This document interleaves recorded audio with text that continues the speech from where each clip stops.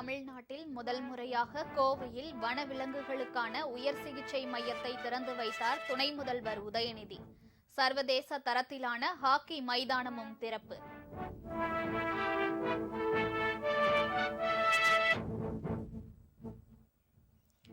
சென்னையில் 5வது நாளாக போராட்டம் நடத்திய ஆசிரியர்கள் கைது.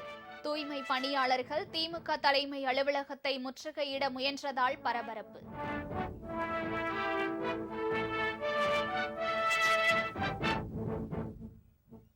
கரூர் கூட்ட நெரிசலில் 41 பேர் பலியான சம்பவம் தொடர்பான விசாரணைக்கு 2வது நாளாக டெல்லி சிபிஐ அலுவலகத்தில் தவேக நிர்வாகிகள், மாவட்ட ஆட்சியர், எஸ்பி ஆஜர். விஜயும் விசாரணைக்கு அழைக்கப்படலாம் என தகவல்.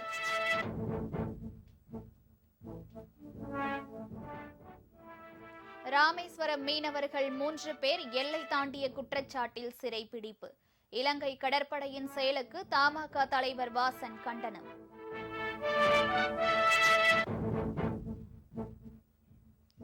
ஆபரண தங்கம் இன்று ஒரே நாளில் சவரனுக்கு 3360 ரூபாய் குறைந்தது. வெள்ளி விலையும் கிலோவிற்கு 23,000 ரூபாய் சரிந்தது.